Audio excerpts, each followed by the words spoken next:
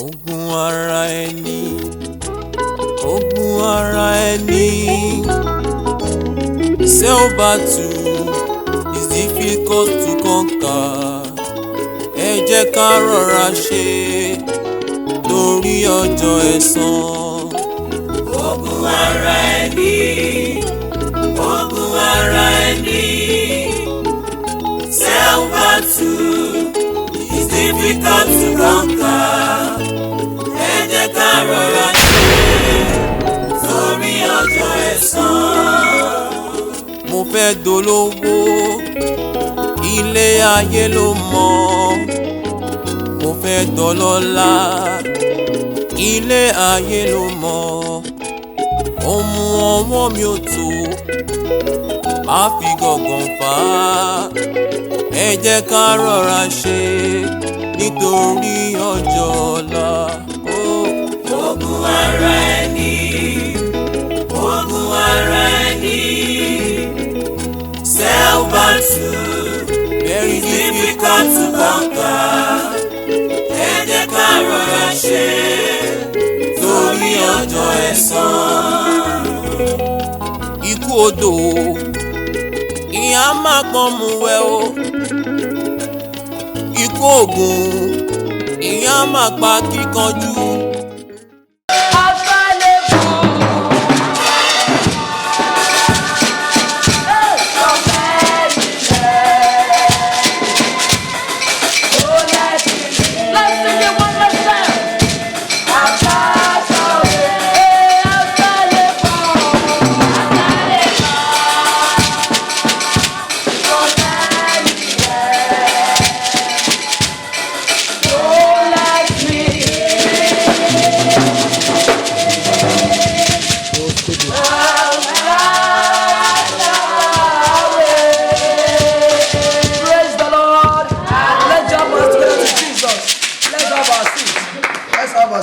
Please see Emma. Please, that was the administration.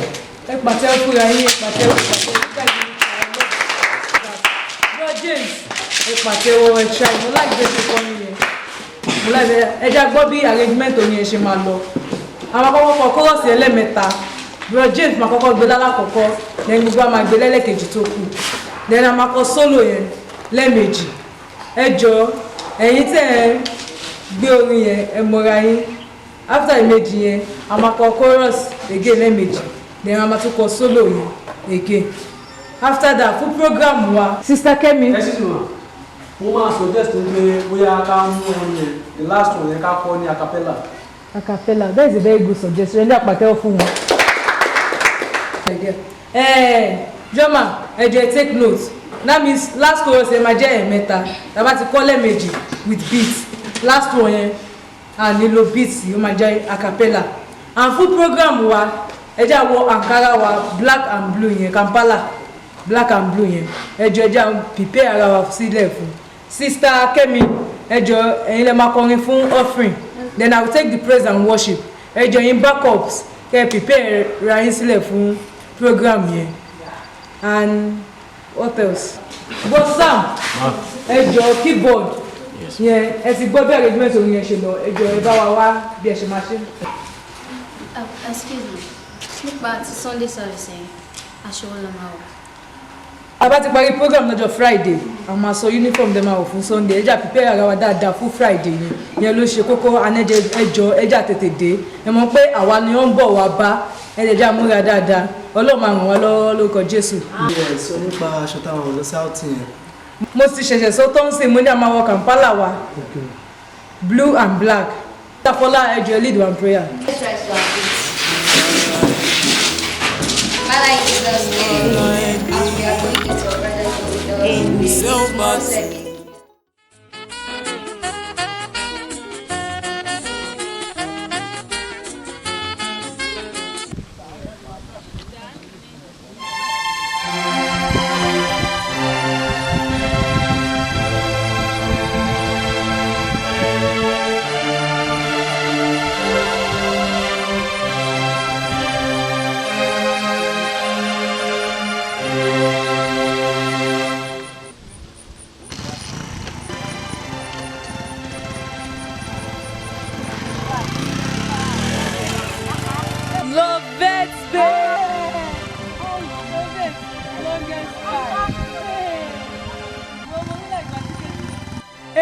gbádùn. Ìfà. Ojú ẹ̀ ló ń dán yìí.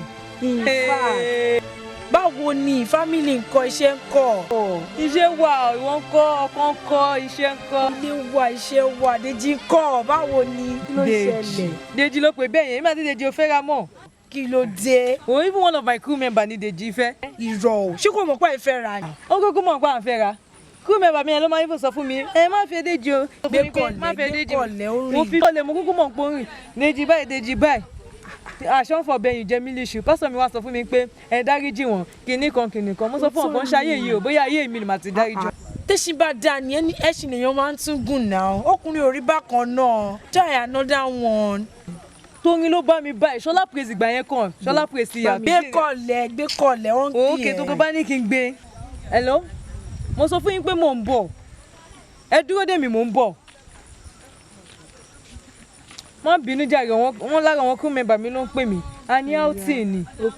Èmi náà mo dá 2 o'clock fún wọn and this to 3. Ìyá wa máa lọ jẹ́ kí n fún ẹ nọ́mbà mi a máa tún sọ̀rọ̀ a máa sọ̀rọ̀ lórí fóònù. Lọ́kẹ̀. A máa sọ̀rọ̀ ń gbà mí. Wo ó ti pé tí mo ti rí ẹ jẹ́ ká máa sọ̀rọ̀ wa lọ bó ṣe wà yẹn wọn lè kúrò níbi ibẹ̀ yẹn tí wọ́n ti má tó débẹ̀. Mi jẹ́ fún ẹ nọ́mbà mi. Ok tó bá sọ bẹ́ẹ̀. A máa sọ̀rọ̀ later. 081 59 67 03 4. Ṣọlá. Lọ gbẹ́gbẹ́. Báwo ni? Later o. Àpẹ́ o.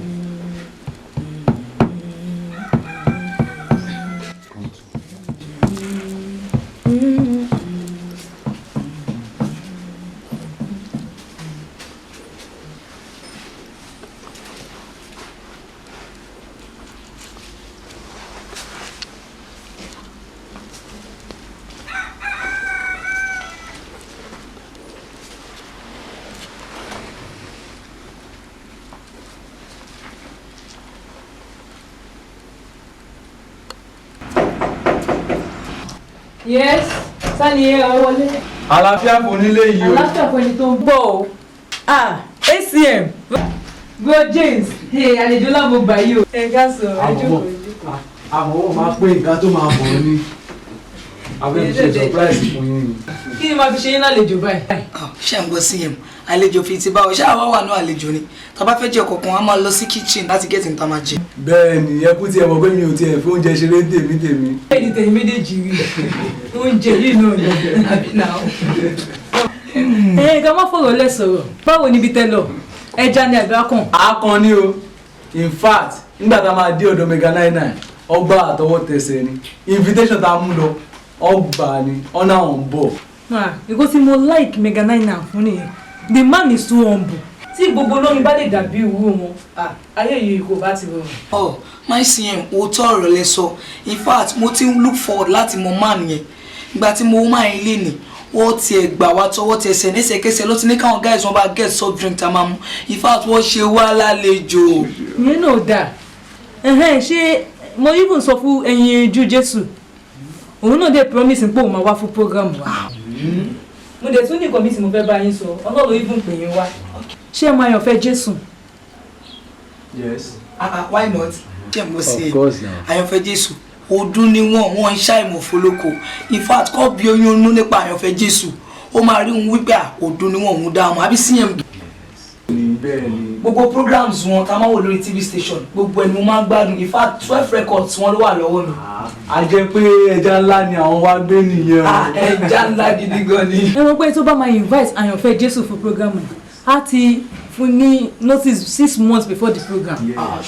ẹ mọ̀ pé yàn ńlá ni ọwọ́ ní program kan ọwọ́ invite mi pé kí n wá kọrin wọ́n ní àwọn máa get àwọn backup fún mi. Wow, congratulations. ṣé gan. CM ẹ tẹ̀ mọ́ nǹkan tí mo like cherish jù lára máa ẹ̀ gbogbo program wọn ní TV station gbogbo ẹni máa ń wò the man is so inspirational. In fact inú mi máa dùn láti tẹ̀lé yín lọ at least kí n tiẹ̀ lọ back yín up lọ. nínú ọ̀madà kò sí problem mo kọ́kọ́ wà ń bẹ̀ ọjọ́ praise concert wa ní ọjọ́ program yẹn. and èmi kò bá má ìbò tẹ̀lé wọn torí mi mo bí ilé máa ṣe rí gbọ̀gbà tó wá sọ fún mi pé máa fún mi ní 100,000 just for a night show kí á ní mo grab copy mi o. CM ẹ má bínú pẹ̀lú ọ̀rọ̀ tí mo fẹ́ sọ yìí o now for instance kí dáàdi church wa yẹn pastor tó bá gbọ́ nípa ibi tí ẹni fẹ́ lọ yìí with the spiritual level tó fi ń wò yín wípé ẹ dàgbà nú ẹ̀mí ọ wò yín pé ẹ̀mí gidi ni kọ́ wá rí pé ẹ̀ lọ bẹ̀rẹ̀ just because of money he will be so disappointed in you ACM àbí kílẹ̀ ni mo sọ.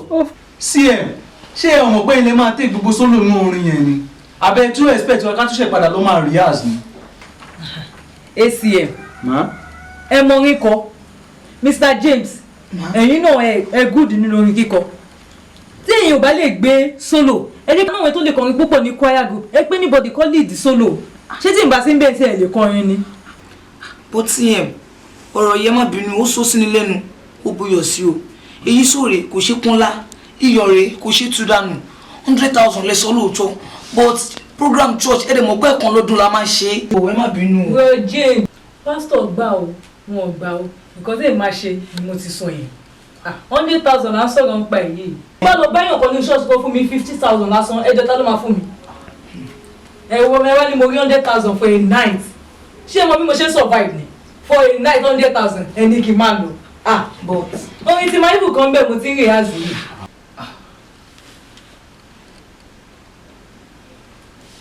wo kí lẹ máa jẹ kí lẹ máa mu. mi ò jẹun ibi ò pa mí o. mo ti wọ ọ́kì báyìí. ẹ bá sọ bẹ́ẹ̀.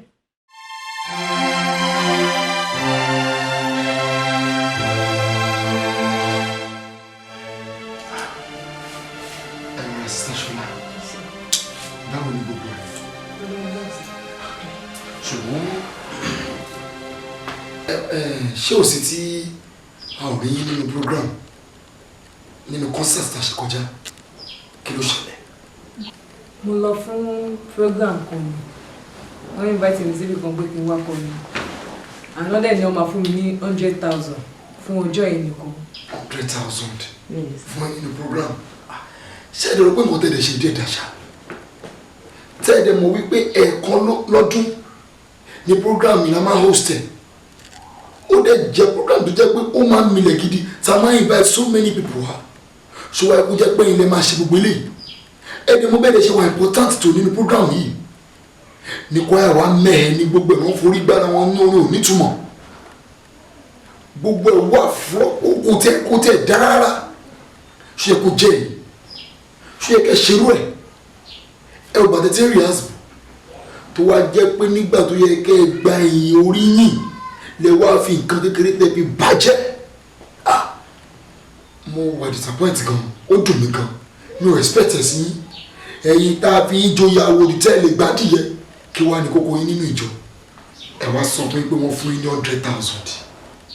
100,000 so dájúdájú ẹ̀ ń gba owó nìyẹn ẹ̀ ń demand lọ́wọ́ àwọn ènìyàn kò tó yẹ kọ́ fún yín ní tó bá ti ní wọn wá fún iṣẹ́ olúwa ó mà ṣe o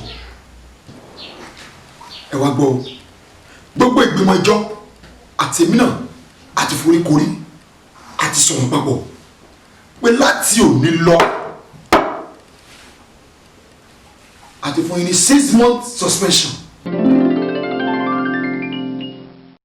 láàrin àwọn akọrin ẹ wá gbọ́ o gbogbo rìhásà tí àwọn akọrin bá ń ṣe ẹ gbọ́dọ̀ bàbá síbẹ̀ ìkíní nìyẹn ìkejì gbogbo aṣọ tó bá wọ̀ tó fi rò ẹ gbọ́dọ̀ máa wọ̀ ìkẹta tẹ bá dẹ̀ ṣe wọ̀ àárín inú ìjọ gangan ni kẹ máa jókòó sí àfẹ́rí mọ́ níbẹ̀ etí yín mélòó mo rò bẹ́ẹ̀ gbọ́kàn tí mo sọ láti òní lọ bẹ́ẹ̀ ni kí ló ń ṣe yín kí ló ń ṣe yín kí ló ń jó yín lọ́wọ́ tẹ̀ òfin jólẹ̀ ẹ̀mí ìgbéraga iná ló wọnú ayé yín títí èmi nìkan ni mo lè ṣe èmi nìkan ni mo lè ṣe ṣèbí bá a ṣe sọ nìyẹn tá a pè yín sí bàbá tá a pè yín sí kọ̀kọ̀ lórí ẹ̀yìn àti sista Dúpẹ́ iṣu kékeré tí o tó kan tó ṣẹ̀ láàrin tẹ́ ẹ fàkíkọ́ tẹ́lẹ̀ òní gbà tẹ́lẹ̀ ó dọ̀rùn kí o tó dípẹ́ parí rẹ̀ ẹ̀dẹ̀ pera yín ní kìrìsìtẹ́nì cyborg lẹ́dẹ̀ jẹ́ fún gbogbo ènìyàn ìpìlẹ̀ wọlé wọn lélẹ̀ kan tó ń bọ̀ lẹ́yìn wẹ́ ẹ ti yàn bẹ́ẹ̀ ṣe fẹ́ yàn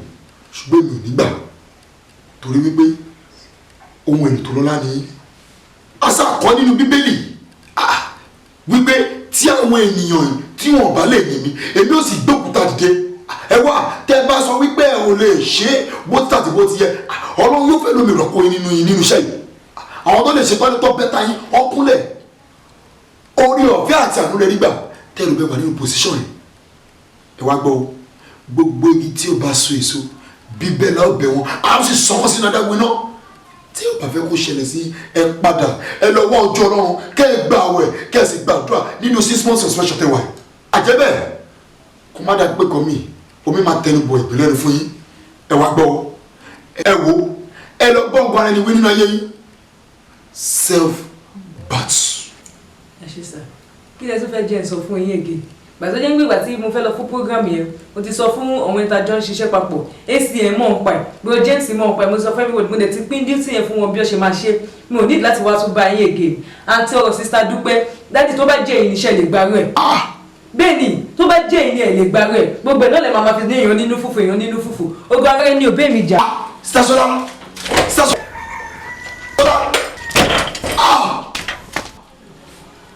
Stasola tí mo mọ̀ tẹ́lẹ̀ kọ́ ilé God why. Sista Ṣọlá kí ló dé ṣé dáàdi ló ń bá yín sọ̀rọ̀ tẹ bínú jáde bẹ́ẹ̀ yẹn máa advice yín sí kẹ́ lọ pé ẹ̀dá Kúdàyọ̀ kí wọ́n bá yín bẹ dáàdi ẹ̀dẹ̀ mọ̀ pé nínú fùfù ní dáàdi. èmi ò lè bẹ́ni kọ́kọ́ o ìbẹ́ni tó bá ṣe ló máa ní òun fẹ́ bẹ̀ mi ì ṣẹ̀wọ̀n náà mi ì lè pe díkìn. Sista Ṣọlá. báyìí kò yẹ kí lè ṣẹlẹ̀. Sista Ṣọlá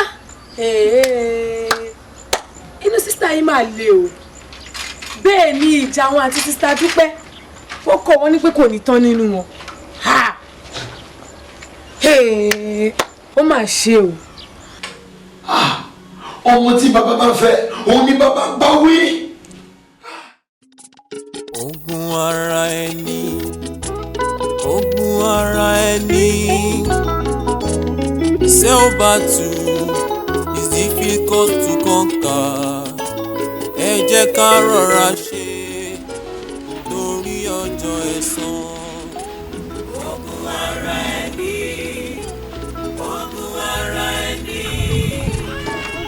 self battle is difficult to conquer ẹ jẹ́ ká rọra ṣe torí ọjọ́ ẹ̀san. Mo fẹ́ dolówó ilé ayé ló mọ̀ mo fẹ́ dọlọ́lá. hello sir. hello wow Ṣọlá praise. fine sir ẹ káàárọ̀ sir. pé èní ni Sunday kí n tiẹ̀ tó pè é rárá mo ṣẹ̀ṣẹ̀ rántí ń sìn mọ́ everyday is Sunday àwa kàn ń late. Not at all sir mi ò lọ sí church lẹ́nìí sir. bẹ́ẹ̀ ni. o lọ ṣọ́ọ̀ṣì kẹ̀ kí ló dé tó lọ ṣọ́ọ̀ṣì kò normal now. èmi àti pásítọ̀ mi la ní issue díẹ̀ nítorí program tí mo tẹ̀lé yín lọ lọ́jọ́ yẹn. bẹ́ẹ̀ ni sir.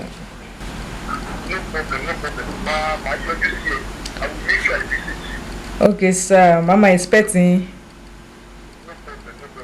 ẹ ṣé ọ̀gá mi.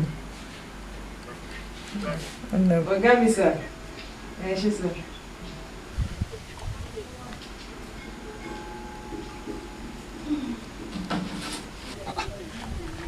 irú problem wo lè yí church and their problem too fond of it pẹ̀lú problem they are fond of creating problems What of creating problems?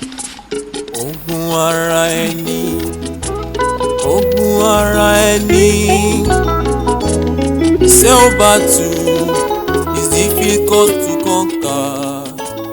Ẹ jẹ́ ká rọra ṣe torí ọjọ́ ẹ̀san.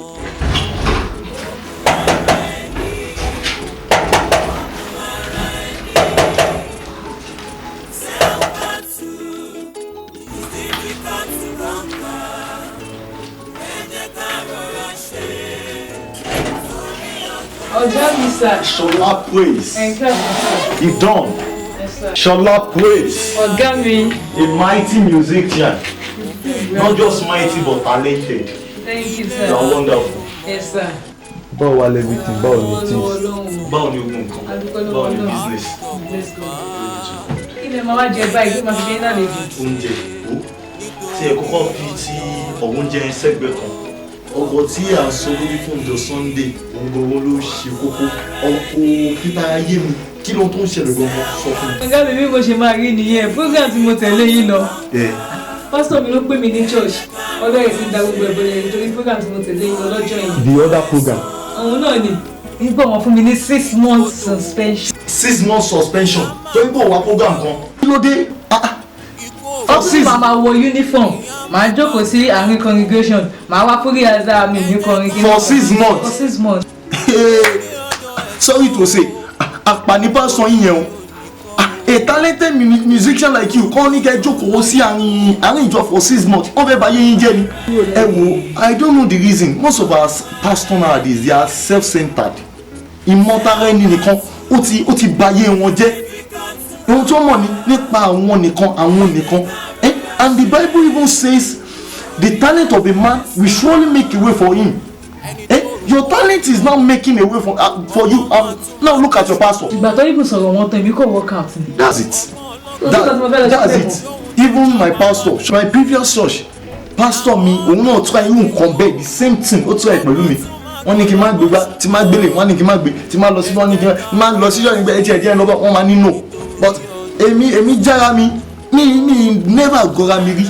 Èmi tó ń gbé tẹ́lẹ̀ aṣọ black tí mo fi ń wò bí kò ti fàyàǹdì kò ti ní gòǹdì kò yẹ yí kí tún wọ white kò tún pọ́n lọ́rùn.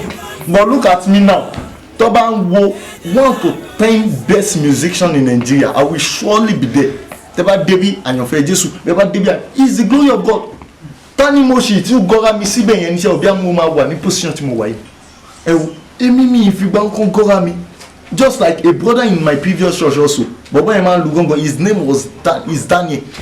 Tell you bọ̀bọ̀ yìí, anytime tí gángan bá di fàyà báyìí, he has to use his own money to repair the talking drum. Ìlú tó ń lù fún ṣọ́ọ̀ṣì nìyẹn o, ṣọ́ọ̀ṣì ò lè túnṣe fún ẹ̀, owó ara ẹ̀ ló fi ń túnṣe.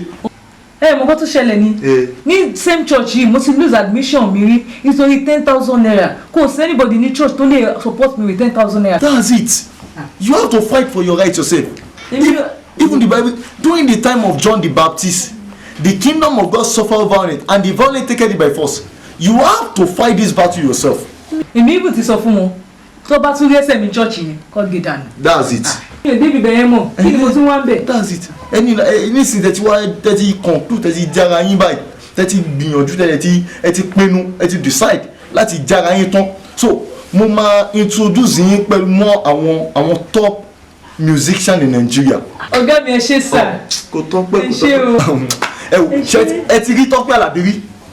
Níbo mo ti fẹ́ rí. You can see wọn ò rí Tọ́pẹ́ Àlàbí. Máa introduce yín mọ́ Tọ́pẹ́ Àlàbí. Kò tí mo fẹ́ ibù mi Tọ́pẹ́ Àlàbí ẹ ṣé gan-an. Even Ṣọlá Allyson ẹ̀yin àti Ṣọlá Allyson máa introduce yín papọ̀ and some other Mega 99 I will make sure you meet with them. Yinka Ayefele and a lot of musicians like that. Even lest I forget this evening any meeting in Mega 99 and the meeting will be well attended by notable musicians in Nigeria.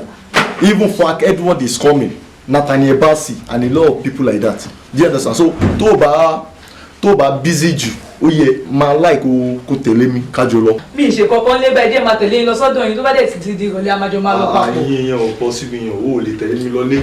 I will come back during the evening time. Àwa mú ẹni ó yẹ. Ìjọ ẹ má gbàgbé mi. Gbàgbé ẹ kẹ. Ẹ jẹ́ meet àwọn people yẹn o. Má ṣe gbàgbé ẹ. Ó mọ bó ṣe tó ni.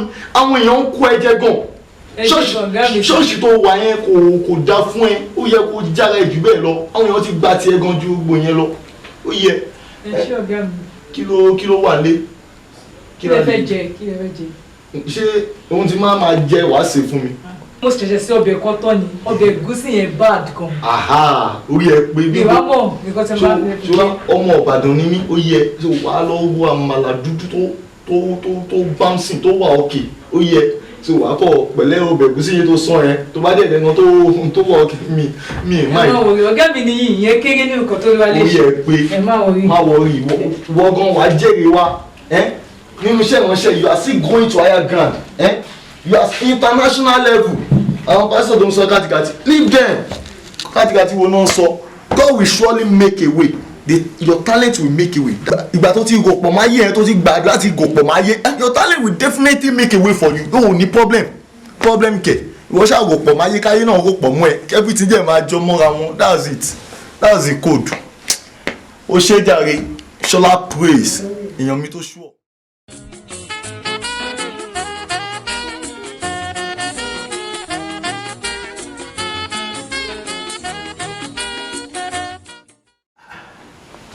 Ṣẹ́gun ìdí tí mo ṣe ní mo fẹ́ rí ó ṣe kókó gidi kan ó ti pẹ́ tí mo ti fẹ́ rí tipẹ́ àti pé mo ti ń ṣọ́yín nípa ti ara mo rí wípé ẹ kì í ṣe ojúṣe bí ti tẹ́lẹ̀ mọ́ kí ló dé. jáde kò rí báyìí náà wọ́n bá wípé ẹ̀yin náà bí everything ṣe lọ fún mi financial iṣẹ́ ni yóò fà jáde. iṣẹ́ bẹ́ẹ̀ ni sir. ṣùgbọ́n iṣẹ́ máa dópin lọ́jọ́ kan ẹ mọ̀ pé nìkan náà ló pèsè iṣẹ́ ìfún mi ẹ wò bàtẹ́ tí ń wá iṣẹ́ láti ọdún mọ́dún tó ló ń wá jàjà tó wá pèsè fún mi orí ọ̀fẹ́ ńlá lẹ́rí gbà èyí department tẹwà usher department ó ti mẹ́ẹ̀ ẹ̀yin dẹ̀ mọ̀ pé ìdè ní òkú tó tún dìbẹ̀ mú lẹ́yìn ìgbà tí bro Délé ti lọ òkú ayẹ́kú àmà rí bẹ́ẹ̀ agídí la fi ń rí ọ̀ṣà nínú ìjọ tẹ̀sùn mọ̀ pé wúlò ẹ̀yin gbà tí wàá rí mọ́ ṣe rí mo fẹ́ kẹ́ ṣàtúnṣe ó dá yín lójú ẹ ṣó ọlọ́run adé ràn lọ́wọ́ ọlọ́run adé gbà fún wẹ́wẹ́wẹ́ ẹ̀ka gbàdúrà bàbá ní orúkọ Jésù ayérayá lórúkọ ìgbà lórúkọ ẹ̀lẹ́gbọ́ fún àǹfààní láti fi fún arákùnrin yìí fún ayé wọn àti fún ìgbàlẹ̀ mi wọn lórúkọ Jésù ìlú ẹgbẹ̀rún wọ́n ti pinnu àti bá yín rìn wọ́n ti ṣe ìpinnu lórúkọ Jésù olùrànlọ́wọ́ ẹ̀wọ̀n ló jábọ́ ẹ̀wọ̀n ló sọ̀rọ̀ ẹ̀wọ̀n ló bí lórúkọ Jésù Kristi ní olùdúrà. All right, so that thank you so much. Màá tún máa rí iṣẹ́ gbọ́. Ọlọ́run á ràn kú lọ́wọ́. Ẹ ṣe o. Aláṣà Fúnṣà o. Ẹ má bínú pé mo dán dúró, ẹ má bọ̀ Yóò dára fún yín. Àmì sà. It's to meet you. Ṣé ìgbé pé mo dán dúró? Yóò sì tí mo ní. Kò sí kó má bàtí náà dájú. Mo rí pé mo ti dán dúró, ẹ má bínú mo ṣe wá lọ́wọ́ níjú ní ẹ má bínú sí mi. Aṣọ ìṣẹ́jú kù.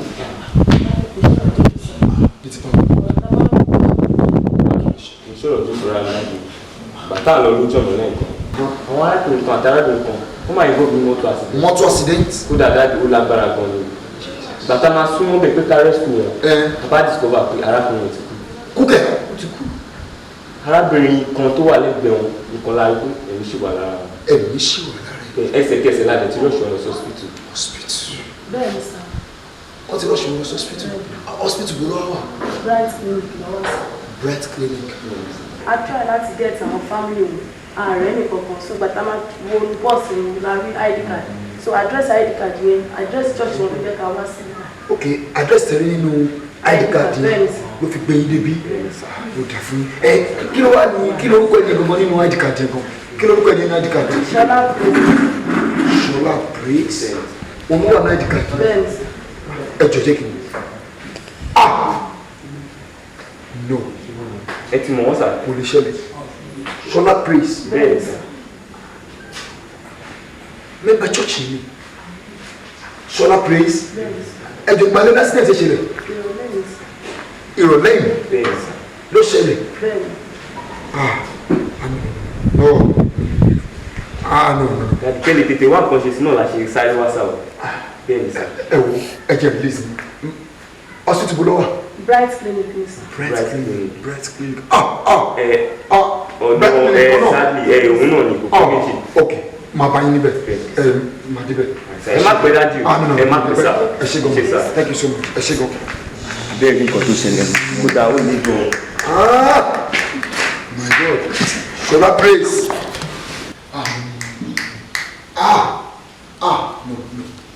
No. Daddy, Iboloda, wọ́n ti wá wọ inú church. Ẹ wo, ó ti ẹ̀dá bẹ̀ṣẹ̀ wáyé. Ṣé ẹ rí nǹkan tó ṣẹlẹ̀ nísìnyí? Ó ti kọjá nǹkan tí mo lérò. Kí ló ṣẹlẹ̀? Mo ń kánṣẹ́ brọ́dà kan lọ́wọ́ ni mo rí báwọn obìnrin àtọkùnrin kan wọlé wá. Mo ń gbàtọ́ máa sọ gbogbo nǹkan tó bá fún mi. Could you believe pé Sister Shola Praise wọ́n ní accident? Even ID card lọ bí trace church wa láti lè wá sọ fún nǹkan tó ṣẹlẹ̀. Shola Praise. Hospital lọ wá báyìí. So mo ti ń lọ hospital yẹn báyìí.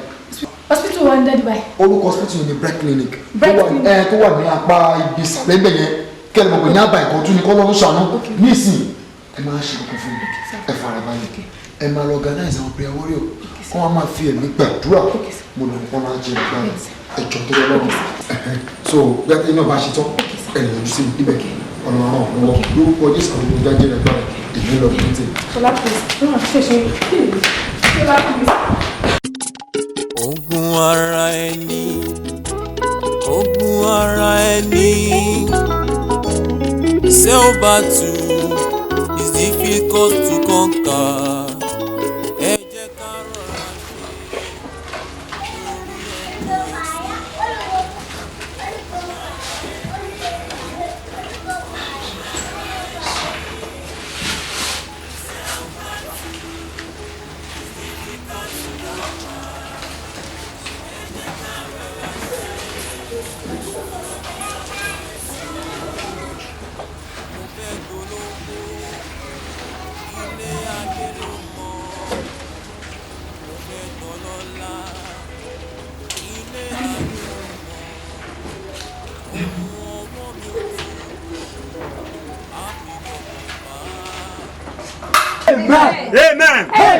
Amen. Ẹ̀yin ará nínú Olúwa, a ó gba àdúrà. Gẹ́gẹ́ bí ẹ ṣe mọ̀ pé nítorí ìṣẹ̀dá kan la fi wà ní ìbàyí tó ń jẹ́ Sister Shola, ipò tí wọ́n wà yẹn wọn ò gbọ́dọ̀ bá lọ. A ó gba àdúrà sọ fún Ọlọ́run. Gbogbo agbára tó dé wọn mọ́lẹ̀, gbogbo agbára tó mú wọn sípò yẹn láti wákàtí lọ, ó yá kó fi ayé wọn sílẹ̀ àdúrà. Lórúkọ Jésù, ayérayé o, Ọlọ́run ìyanu lórí ẹ̀mí mímọ́. Iná ó yá jáde, ẹ̀mí mímọ́, ó yá wòsàn, ó yá wòsàn, ó yá wòsàn, ó yá wòsàn. Gbàdúrà Jésù Olúwa wa.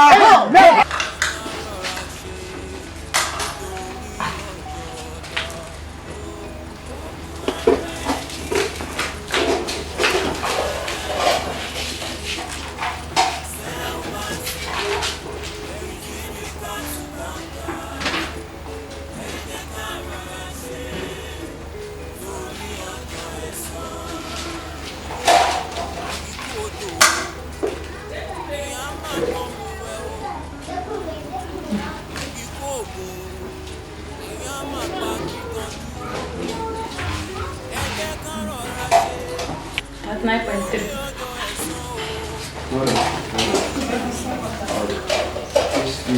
Well done, just. Welcome, sir. So, báwo la rẹ sìn? Ẹ wo mo gbìyànjú látàrí wọn respond treatment rárá. Wọ́n respond rárá. Wọn respond treatment rárá.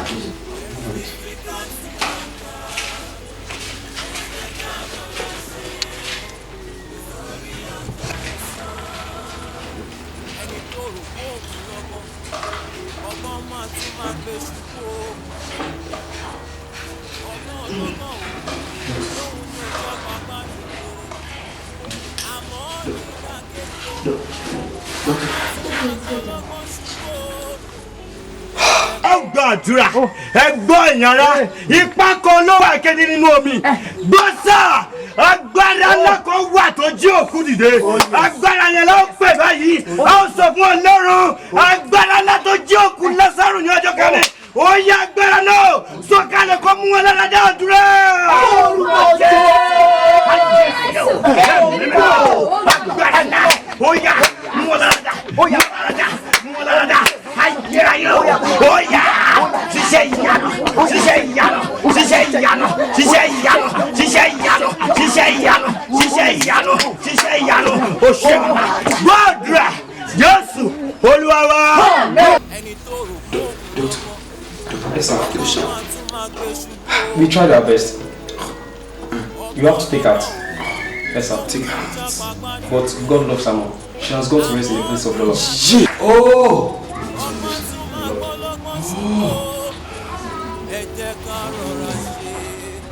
Please. Back out. Listen. Let's go. Let's go.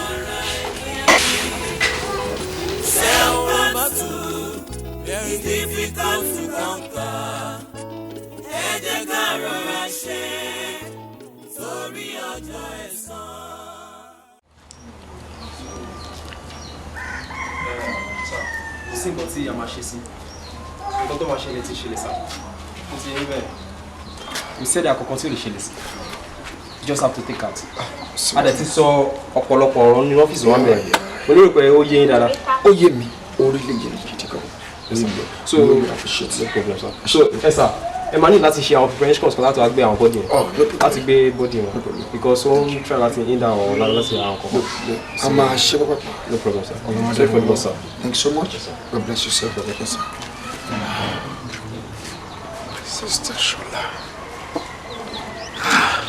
ẹ wo ẹ má jẹ́ kó rẹ̀ yẹn sọ̀rọ̀ ẹ gbàdúrà bí akọni bíbélì sá ti kọ́ ó ní àwa yóò gba agbára nígbà tí ẹ̀mí mọ́ bá bà ní wa ẹ gbọ́tà nínú agbára náà ni wọ́n á ti ṣe gbogbo iṣẹ́ ó ní tí ìgbàgbọ́ wa bá kéré bí wọ́rọ̀ mustadi àwa yóò pàṣẹ fún òkè òkè yóò ṣeré ní ẹ gbàdúrà ẹ sọ̀rọ̀ sínú ayé Sísá Ṣọlá gbogbo agbára tó mú wọn sí pa àìsàn yẹn tó fẹ́ mú ẹ̀mí wọn lọ Ọlọ́run ìṣẹ̀dá kó já gbàdúrà.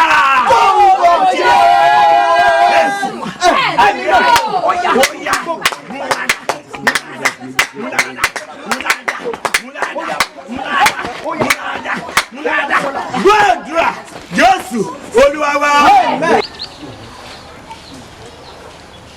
Sister Shola, ẹ kò jẹ́ ilé àkẹlẹ̀ ìṣẹ̀lẹ̀ sí.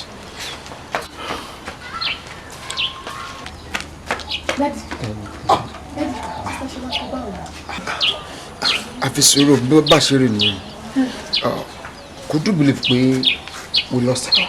Sister Shola. No you can't go inside. No ẹ lè wọlé ẹ lè wọlé.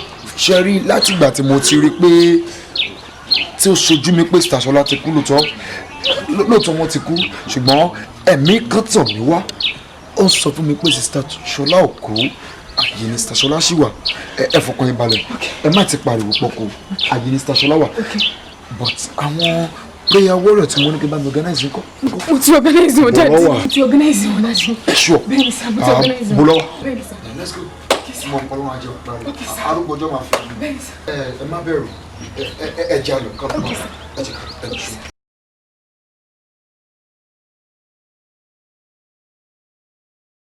bí kò ṣe kó dúró lára a tún kọ́ wípé ohun tí a bá ti dè láyé a ti dè lọ́run nìyẹn a tún nípa ohun tí a bá ti tún láyé a ti tún ní ọ̀rọ̀ ìjẹ́ ká gbóhùn wa sókè ní wákàtí ẹ̀sọ̀ wọ̀nyé ká gbàdúrà fún Sister Shola gbogbo ìdè ìtàlẹ̀ jù wọ́n sí kí Ọlọ́run kó tú wọn sílẹ̀ ní wákàtí ọwọ́ yá àdúrà.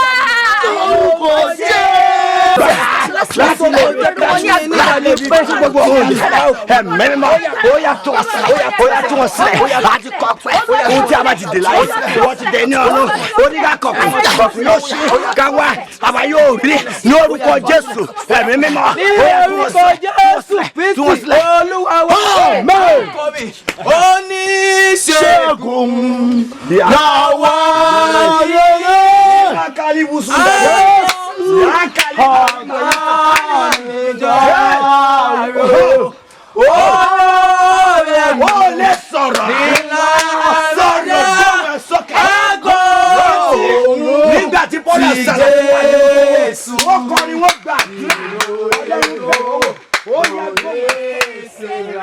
kọ́ni náà.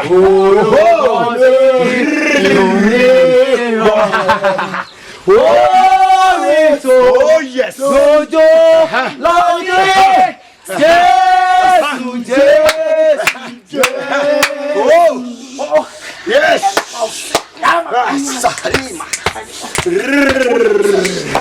Ọlọ́run ṣọlá. Ó yà tó ọ sílẹ̀. Ó yà tó ọ sílẹ̀. Ó yà tó ọ sílẹ̀. Ó yà tó ọ sílẹ̀. Ó yà tó ọ sílẹ̀. Ayérayé. Ó yẹ mẹ́ma. Tó ọ sílẹ̀. Tó ọ sílẹ̀. Tó ọ sílẹ̀. Àánú ni a béèrè o. Àánú ni a béèrè. Àánú ni a béèrè o. Àánú ni a béèrè. Àwọn ìjàre màmá kọ́ o. Àánú ni a béèrè. Ní orúkọ Jésù Kristi ni a gbàdúrà. Ní orúkọ Jésù Kristi ni a gbàdúrà. Ní orúkọ Jésù Kristi ni a gbàdúrà. Mo kẹ́yìn kọ̀ yẹ kó àdúrà. Lórúkọ Jésù àdúrà wa gbà. Mo mọ̀ pé lórí ìṣẹ̀dá ìlàṣẹ gbóhùn sókè tá a gbàdúrà. Ẹ wo a ó gbóhùn àdúrà gbàdúrà mẹ́ta kan péré.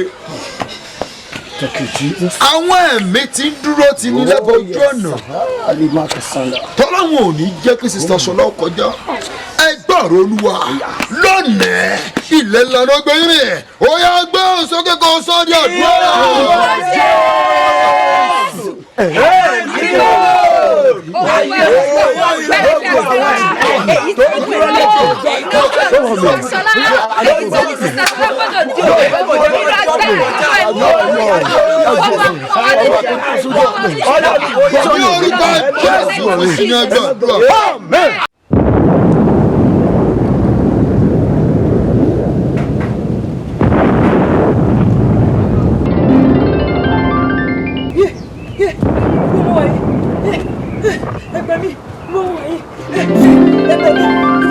Arábìnrin dúró òótọ́ ni ó yẹ kó jẹ́ kàyéfì fún ọ níbi tí o gbé bára rẹ àmọ́ màá ṣàlàyé nǹkan tó gbé ọ débi tí o wà yìí. Arábìnrin nígbà tó o wà nínú ayé ìwọ àti ọ̀rẹ́kùnrin rẹ ẹ múra láti rìnrìn àjò nínú ìrìn àjò yín yìí lẹ ti gbé ní jàǹbá ọkọ̀ ibẹ̀ náà ni àwọn èèyàn ti gbé ọ lọ sí ilé ìwòsàn ṣùgbọ́n ní báyìí ní ilé ìwòsàn tí ó wà lágbede méjì ayé òun ọ̀run ṣé o wá rí o ohun tí ó gbé mi wá síbí òun náà ni ohun àwọn àyànfẹ́ èyí tó ń kígbe ní kíkankíkan tí wọ́n ń bẹ̀rẹ̀ fún àánú orí tirẹ̀ èmi ò ní agbára ǹbá ti dá ọ padà sínú ayé àmọ́ oore ọ̀fẹ́ kan ṣoṣo òun ni ó wà fún ọ oore ọ̀fẹ́ òun náà ni wípé o fẹ́ rin ìrìn àjò kan báyìí láti lọ sí ilẹ̀ àánú o ní 20 ìṣẹ́jú péré tí o ò bá dé ilẹ̀ àánú kógún ìṣẹ́jú yìí ó tó pé o lè má padà sílẹ̀ ayé mọ́ wá jẹ́ kí wọ́n sọ ilé fún ọ bó o bá ṣe ń lọ lójú ọ̀nà rẹ ohunkóhun tó o bá rí tó bá rú ọ lójú àbí tí o bá nílò ìrànlọ́wọ́ ìwọ ṣáà ké pè mí màá dá ọ lóhùn àmọ́ má gbàgbé o 20 ìṣẹ́jú péré lóní ṣé o rí ọ̀nà tó ń wò lọ́ọ̀kan yìí òun náà ló já sí ilẹ̀ àánú ṣáà máa lọ àmọ́ má gbàgbé 20 ìṣẹ́jú péré lóní. 20 minutes. bẹ́ẹ̀ ni. láti délé àánú 20 minutes 20 minutes.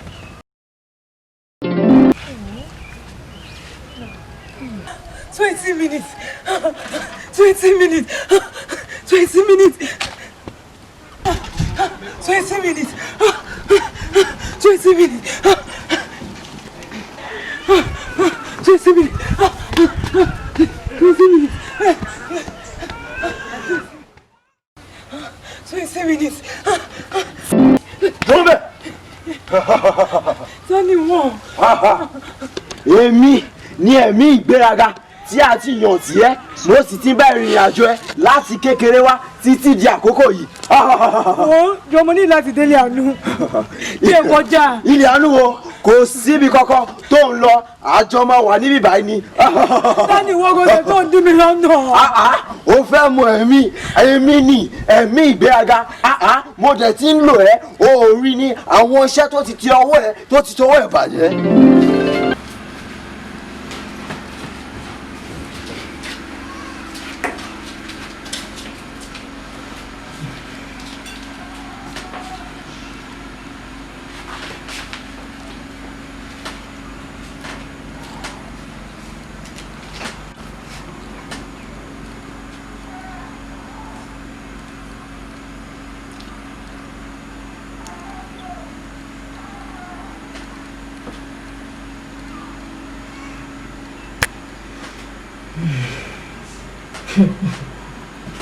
Èmi lọ fún 6 months suspension.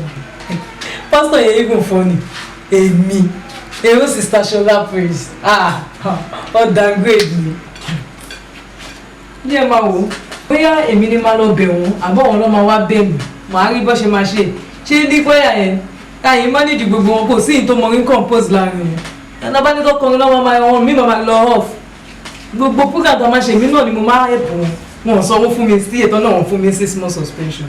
Ibẹ̀ ló máa pẹ́ sí èmi àbí mo ti bẹ̀yàn ni lọ́wọ́ tí mo wà yìí level ti change ọmọ wọn ti sún mo ti rìn fà gbà tó máa tún fi rí mi báyìí ayé àwọn lẹ́nu 6 months tó tó di 6 months yẹn gan inú jeep mi lọ ti máa rí mi èmi ọmọ pàwà mo á fi hàn wọn tí mọ̀ kankan wọn kọ́ máa regret pé wọ́n lé mi Shola praise kúrò wọn tí mọ̀.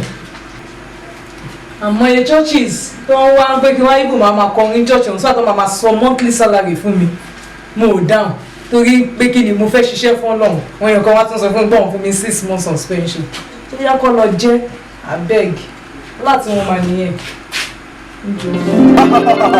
Ṣebí àti kọ́ nínú ìwé mímọ́ yín wípé ẹni tó bá gbéra rẹ̀ ga là ó rẹ̀ sílẹ̀ ẹni tó bá rẹ̀ rẹ̀ sílẹ̀ là ó gbé ga nínú ìwé mímọ́ yín náà là sì kọ́ wípé ìgbéraga ni ó ṣáájú parun ìgbéraga òun ló wá ṣáájú parun tẹ́lẹ̀ ni o. Ìgbà ìwọ̀ndì jọjẹ lọ. Arábìnrin kò síbi kankan tó ń lọ àjọ máa wà bíbá ilé. Àkókò díẹ̀ bò nílò láti dé yànú jẹ kọjá.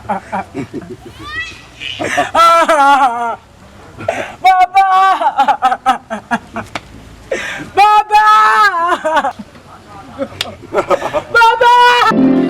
Arábìnrin, èé ṣe tí o fi ń pè mí lóhùn fíkanfíkan.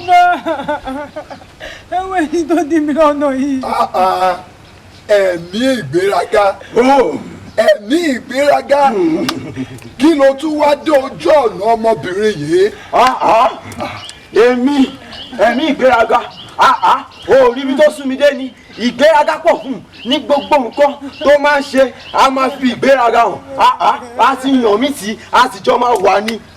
Arábìnrin ṣó o wá rí gbogbo ọ̀rọ̀ tí wọ́n bá ọ sọ nígbà tó wà nínú ayé wípé kí èèyàn máa rọra lo ayé rẹ̀ àti wípé kò sí ẹ̀bùn tó lè rò pé o ní nínú ayé ohun èlò lásán ni ọ́ òwò wá wò wípé gbogbo nǹkan tó jẹ́ agbára rẹ ni ó wá bẹ̀rẹ̀ sí ní gbéraga sí gbogbo àwọn ènìyàn kò sí ẹni tó ṣe tó mọ̀ ọ́ ṣe òun náà wá leléyìí àmọ́ nítorí tí àwọn àyànfẹ́ èyí tó ń bẹ̀bẹ̀ fún àánú nítorí tìrẹ èmi ó ràn ọ́ lọ́wọ́ ẹ̀mí ìgbéraga òótọ́ ló sọ gẹ́gẹ́ bí o ti sọ ṣáájú wípé ìgbéraga ló ń ṣáájú ìparun bẹ́ẹ̀ni ǹjẹ́ ìwọ náà tún wá rántí wípé akọ̀wé rẹ̀ wípé nítorí ayé yìí ó ti wà ní júrujùru la ṣe rán ọmọ ènìyàn wáyé láti ṣe kíni láti pa gbogbo iṣẹ́ ìṣẹ̀nu nínú ayé yìí orí ọ̀fẹ́ òun náà tí ó wá sáyé òun lórí arábìnrin yìí ló rí gbà nínú rẹ̀ ṣó wá rí mo pa láṣẹ fún ọ ní orúkọ Olúwa ó yá padà síbi tí ó. kí padà ìwọ báwo ni àwọn ti ṣe tán pẹ̀lú ẹ. arábìnrin bàbá ṣe. ṣó wá rí báyìí àmọ́ ìrìn àjò ẹ̀ ò tí ì tọ́ síbi tí o wà yìí o má gbàgbé mo sọ fún ọ pé tó o bá dé ilẹ̀ àánú kí ìṣẹ́jú tí mo fún ọ tó pé o lè má padà sínú ayé o àti wípé ìṣẹ́jú 15 péré ló kù fún ọ. 50 minutes. ó yá máa lọ nínú ìrìnàjò ẹ. Bàbá 50 minutes. 50 minutes.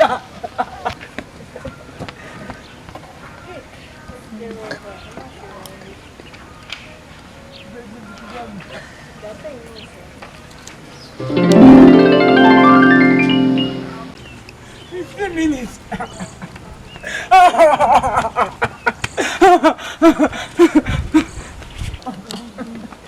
50 minutes. Níbo ló pọ́n lọ? Ta ni wọ́? Òun bèè pé ta ni èmi? Èmi ni owó. Nígbà tó wà lórí ilẹ̀ alàyè, ó fi èmi owó, ó fi ṣe ọ̀rẹ́ kòríkòsùn ẹ. Àtìgbà náà ni mo ti wà pẹ̀lú ẹ. Tí mò ń bá ọ sùn, tí mò ń bá ọ jí. Gbogbo tó wá sọ fún mi pé ó máa fún mi ní 100,000 just for a night show. Kí á ni mo grab copy mi o. CM, ẹ má bínú pẹ̀lú ọ̀rọ̀ tí mo fẹ́ sọ yìí. Now for instance, kí dáàdi church wa yẹn pastor tó bá gbọ́ nípa ibi tí ẹni fẹ́ lọ yìí with the spiritual level tó fi ń wò yìí wípé ẹ dàgbà nú ẹ̀mí ọ̀bùn ìpè ẹ̀mí gidi ni kọ́ wá rí pẹ̀ lóbìnrin just because of money. He will be so disappointed in you. ACM àbíkílẹ̀ ni mo sọ. CM, ṣé ọmọ pé ilé máa tẹ gbogbo sólò nínú orin yẹn ni abẹ tí ó expect wa ká tún ṣe padà ló máa rehearse ni. ACM ẹ mọ orin kọ Mr. James ẹ̀yin náà ẹ good nínú orin kíkọ tí èyàn ò bá lè gbé solo ẹ ní brother James gbé tí brother James náà ò bá dé lè gbé ẹ pé Sister Fọlá anáwọn tó lè kọrin púpọ̀ ní choir group ẹ pé anybody kọ́ lead solo ṣé tí n bá sí ń bẹ́ẹ̀ tí ẹ lè kọrin ni. But CM ọ̀rọ̀ yẹn má bínú ó sọ sí ni lẹ́nu ó buyọ̀ sí o èyí sóòrè kò ṣe kúnlá iyọ̀ rẹ̀ kò ṣe tú dànù 100,000 lẹ́sọ̀ lóòótọ́ but program church ẹ̀rẹ̀ mọ̀ pé ẹ̀kan lọ́dún la máa ń ṣe. Jane pastor gbà ó wọn gbà ó nǹkan tí èmi máa ṣe ni mo ti sọ yẹn 100,000 á sọ̀rọ̀ ń pa èyí. bá lọ báyọ̀ kan ní ṣọ́ọ̀ṣì tó fún mi 50,000 lásán ẹjọ́ tá ló máa fún mi. ẹ̀wọ̀n mẹ́wàá ni mo rí 100,000 for a night ṣé mo bí mo ṣe survive ni for a night 100,000 ẹni kì í máa lò. But orin tí máa ń bù kan bẹ́ẹ̀ mo ti ń rè á sí. Nítorí náà èmi owó lélẹ̀ ó tí ì ná mi débi kankan o ní láti ná mi tipátipá. Jọ mo ní ìṣẹ́jú díẹ̀ láti délé àánú jẹ́jẹ́ kọjá. Ìwọ ní ìṣẹ́jú 15 láti délé àánú. Èmi ò máa bá kókò ṣiṣẹ́ mi ò bá kò ṣe ara o ní ẹ̀bẹ̀ ọkọ láti bẹ̀ mí o nọ́nà láti lọ kò síbi kankan tó gbà kọjá mi báyìí ṣe bí ìfẹ́ mi owó ló jẹ́ kó fi àwọn ohun tó ní ṣe nínú ìjọ Ọlọ́run sílẹ̀ tó tẹ̀lé mi ìfẹ́ owó lọ.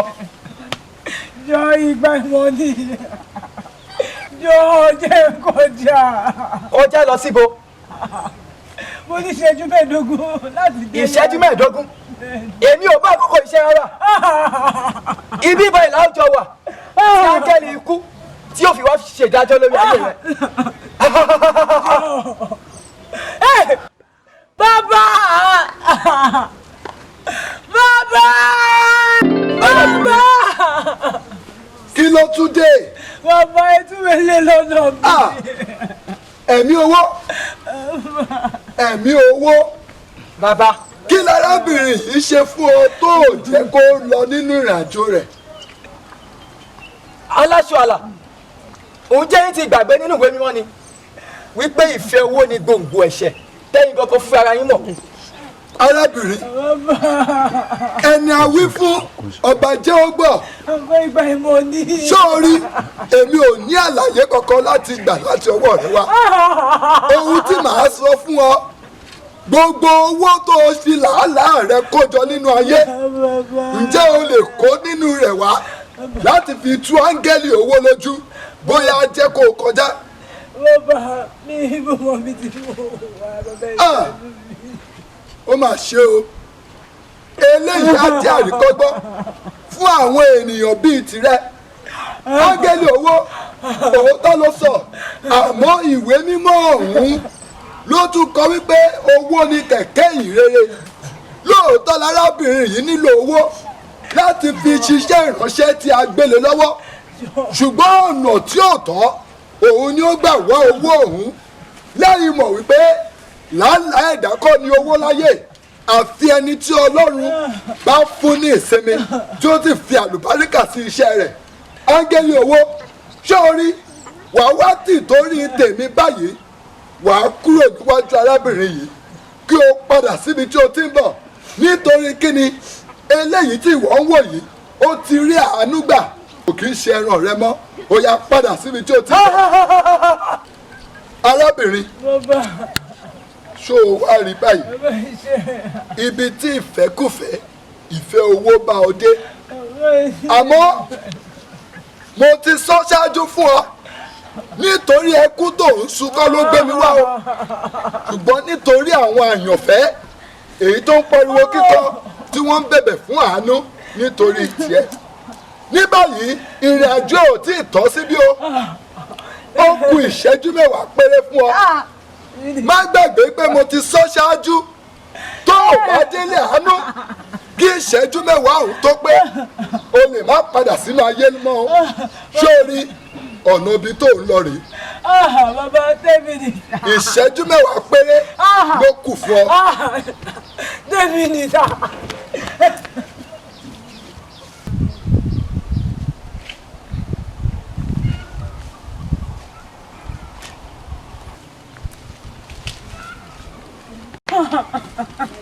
Terminator! 10 minutes! 10 minutes! Ha! Where do you think you are going to? I'm the spirit of unforgiveness. Please, I have 10 minutes to get to the land of mercy. None of my business. Please let me go. Please. It's also written in the Bible, forgive those who trespass against us. And it's also written in the Bible that forgive men and their trespasses, so that God will forgive you and your trespasses. Please let me go. No way. 10 minutes, please. Ha ha ha ha, Baba. Baba. Baba. arábìnrin èé ṣe tó tún fi ń pè mí. ẹdúnwé ni lọ́nà mi ẹ má bẹ kó jẹ́ ẹ̀mí àìní dáríjì ẹ̀mí àìní dáríjì kí ni arábìnrin yìí ṣe fún ọ tó fi dá dúró lójú ọ̀nà rẹ̀. Baba, she don't forgive people, so she deserves no forgiveness. arábìnrin Baba. ṣé o rí ibi tí ẹ̀mí àìní dáríjì gbé ọ dé. ìgbà ìmọ̀ ni ẹ. Baba. ṣé o wá rí báyìí ẹni a wí fún ọba jẹ́ ó gbọ́ ìgbà tó wà nínú ayé a wí fún ọ tí kò dáríjì ọ̀rẹ́ rẹ èyí tí ó ṣe ọ́ ṣùgbọ́n o kàn jálẹ̀ olóòní dáríjì ṣé wọn ò mọ̀ wípé oore ni arábìnrin ọ̀hún ṣe fún ọ ni ọkọ tó gbà lọ́wọ́ rẹ arákùnrin yìí adigunjalè ńlá ni kò pẹ́ tí wọ́n ṣe ìgbéyàwó tán ní ọwọ́ pálábá rẹ̀ ségi tí wọ́n dájọ́ ikú fún ṣùgbọ́n nítorí iṣẹ́ ìránṣẹ́ èyí tí a gbé lé ọ lọ́wọ́ òun náà la fi ààbò bò ọ́ tí a gba arákùnrin yìí kúrò ní ọwọ́ rẹ láti má bàa tì ọ́ sínú ìdààmú èyí tó ń bọ̀ lọ́jọ́ iwájú ó wá tìtorí náà ó fi arábìnrin yìí sínú ọkọ̀ ò dáríjì pẹ̀lú gbogbo ọ̀rọ̀ tí alàgbà rẹ bá ọ sọ àmọ́ nítorí tí àwọn àyànfẹ́ tó ń kígbe fún àánú èmi á ràn ọ́ lọ́wọ́ ẹ̀mí àìnídáríjì wá gbọ́ ní báyìí arábìnrin tó ń wò yìí á ti sọ di òmìnira nítorí tí ó ti rí àánú gbà gẹ́gẹ́ bí a ti kọ̀wé rẹ̀ wípé àánú á máa ṣògo lórí ìtẹ́ ìdájọ́ nítorí náà ó yá padà síbi tí ó ti ń bọ̀. Bàbá ẹ ṣé. arábìnrin Bàbá. sórí kí èyí kí ó jẹ́ àríkọ́gbọ́n fún ọ tó o bá ní oore ọ̀fẹ́ láti padà sínú ayé má gbàgbé o ìrìn àjò ẹ ò tí ì tán ilẹ̀ àánú tó ń lọ òun ló wà lọ́ọ̀kan kó o tètè gbéra sọ báyìí nítorí ìjáfara léwu àti wípé ìṣẹ́jú méje péré ló kù fún ọ láti fi dé ilẹ̀ àánú tó o bá débẹ̀ kí ìṣẹ́jú méjì ọ̀hún tó pé ó léwu o lè má padà sínú ayé mọ́ bóyá máa lọ. aláṣọ àlà ìwọ ni kó máa lọ níbo ló bóun lọ kó lè lọ bí kọ́kọ́. bàbá ẹ fún eléyìí. èmi ni èmi àìnífẹ̀ẹ́ tó ń bá gbé nígbà tó wà nínú ayé. bàbá arábìnrin ẹ bá mi bẹ ìgbà ìmọ̀ ní. ṣé o tún rí ṣé o rí ibi tí ẹ̀mí àìnífẹ̀ẹ́ tó bá ọ dé báyìí. a wí fún ọ títí wípé kó o kọ́ bí a ṣe ń fìfẹ́ hàn fún ọmọlàkejì ẹni ṣùgbọ́n o kọ̀ jálẹ̀ ìwọ ti gbàgbé pé a ti kọ̀wé rẹ̀ wípé ìfẹ́ ni àkọjá òfin ẹ̀dá ènìyàn tí ò bá nífẹ̀ẹ́ ọmọlàkejì rẹ̀ nínú ayé yìí inú ewu ló wà. àmọ́ mo ti sọ ṣáájú wípé àánú á máa ṣògo lórí ìtẹ́ ìdájọ́ nítorí náà ó yá gbéra sọ ọ̀nà ilẹ̀ àánú tó ń lọ lélẹ́yìí ó yá tẹ̀síwájú nínú ìrìnàjò rẹ̀. bàbá ẹ dé 7 minutes.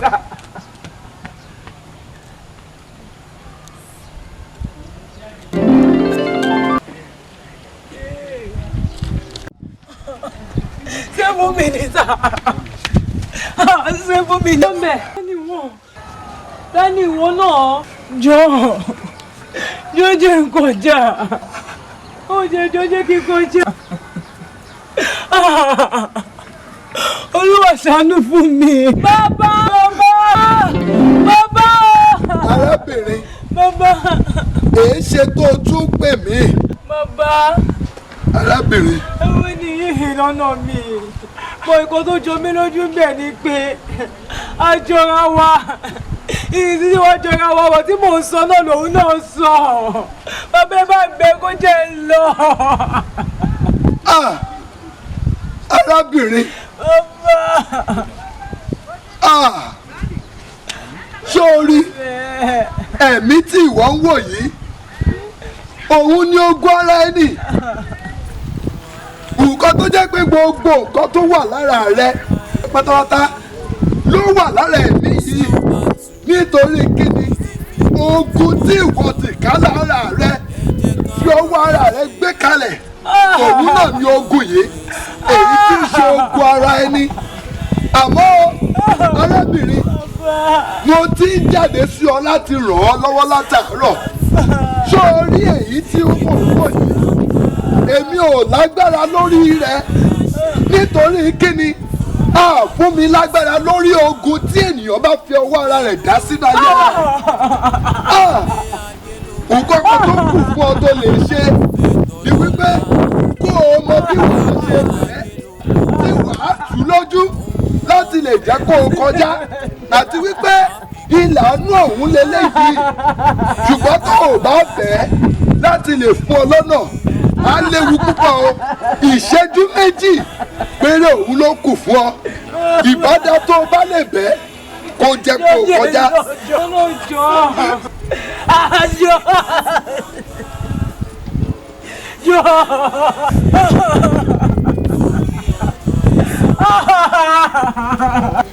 Ikú odò ìyá máa gbọ́n mu wẹ̀ o.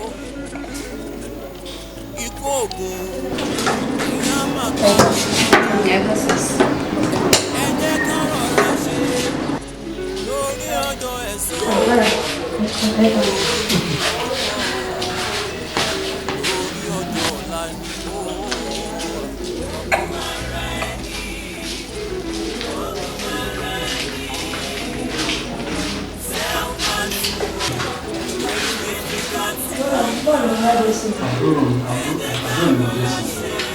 Ìwọ́n tàbí àwọn ti gbọ́n dé àti wọ́n lè lọ fáwọn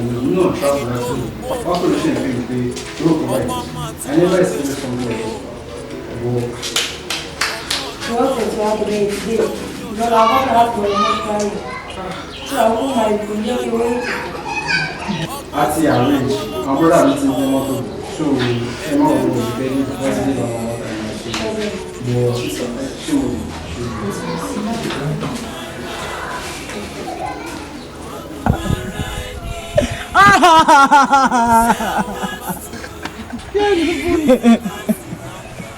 Olúwa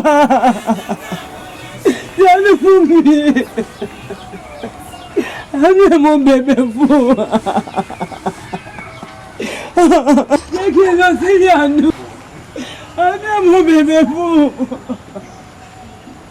Olúwa ṣàánú fún mi.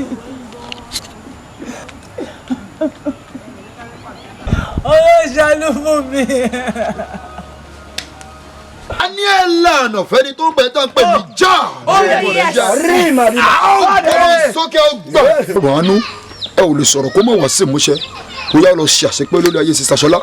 Níbi tó wà báyìí ẹ̀mí rẹ̀ kó padà sínú àgọ́ ara rẹ̀. Ó yá gbọ́ sí kò sọ́ di àdúrà.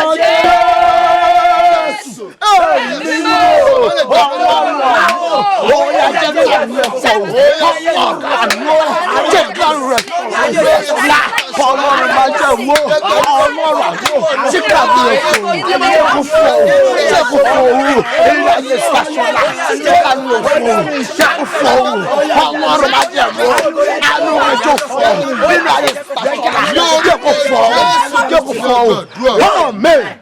Ọlọ́run ní mo lójú ẹ wá Olúwa ṣílẹ̀kùn àánú ẹ̀ fún mi. Arábìnrin, èmi ni áńgẹ́lì àánú tí ìwọ ti ń wá kiri nínú ìrìnàjò rẹ wá nítorí pé àánú á máa ṣògo lórí ohun gbogbo. Àánú ó borí ẹ̀ṣẹ̀. Wá gbọ́ o, ìwọ ẹ̀mí ogun ara ẹni tí o ti ń bá ìránṣẹ́bìnrin yìí rìn láti ọjọ́ tó ti pẹ́ nítorí pé a kọ̀wé rẹ̀ pé àánú ṣògo lórí ìtẹ́ ìdájọ́ lónìí àṣìyọ lọ́wọ́ iṣẹ́. Ìránṣẹ́bìnrin, kí ara rẹ kú oríire nítorí pé o bá áńgẹ́lì àánú pàdé ó yá jí àná.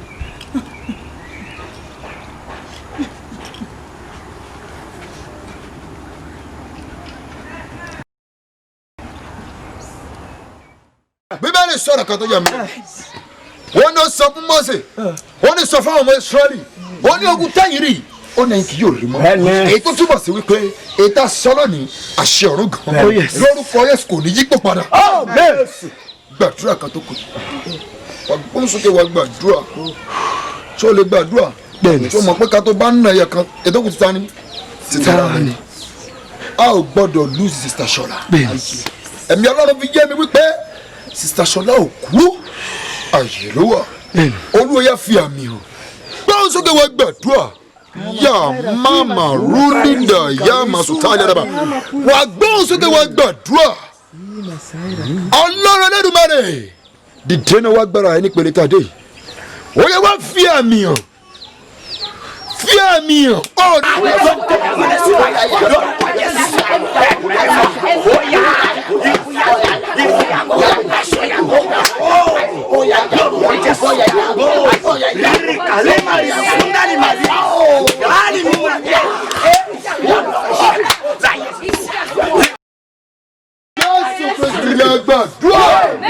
Amen. Amen. In Jesus' name.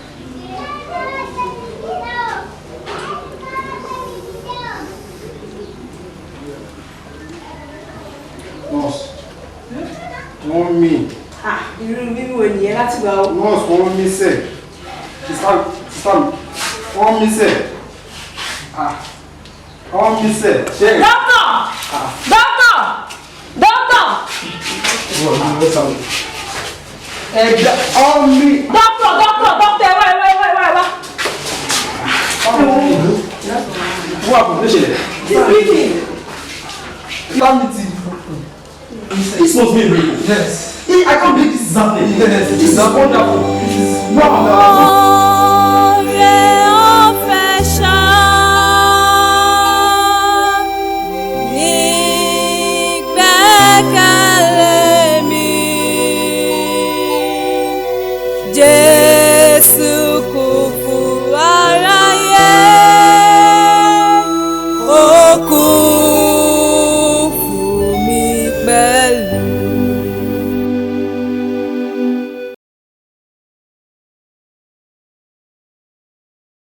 mo kí gbogbo akóre àkó àdúrà lórúkọ Jésù àdúrà máa gbà lórúkọ Jésù ọ̀ ní gbàgbọ́dọ̀ náà mo dúpẹ́ lọ́gbẹ́ bí mo ṣe pè yín lẹ́gàn lẹ dá mi lóhùn mo rán Pastor Mrs. yín ẹ sì jẹun. Okay, this must be a miracle. This is wonderful. Okay. No, this is a miracle. Wow. In fact, she's perfectly okay. Where's my phone? Oh, sorry. Yeah, I have to call the pastor. ẹ sì dáhùn lórúkọ àdúrà tí náà máa gbà. ẹ jẹ́ kí n wo kọ́ ọ̀run tó kù mí. I'm sorry.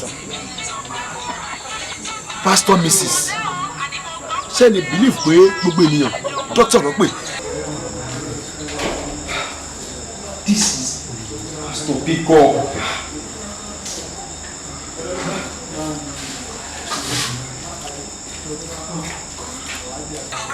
Doctor, the same doctor that called us the other time. Pastor, pick Pastor.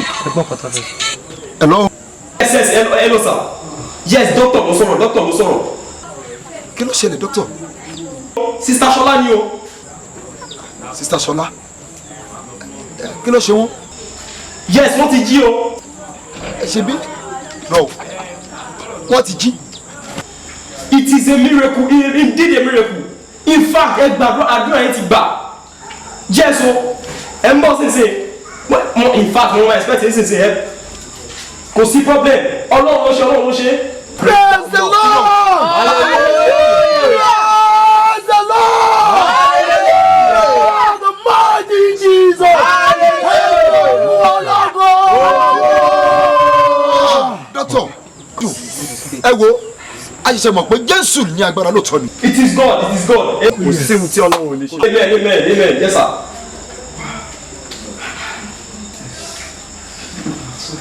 Is that Pastor? That's Pastor. She's coming now. Nurse, good job. I can see you are doing good. Ogun ara ẹni, self-battle is difficult to conquer. Ẹ jẹ́ ká rọra ṣe torí ọjọ́ ẹ̀san. Ogun ara ẹni,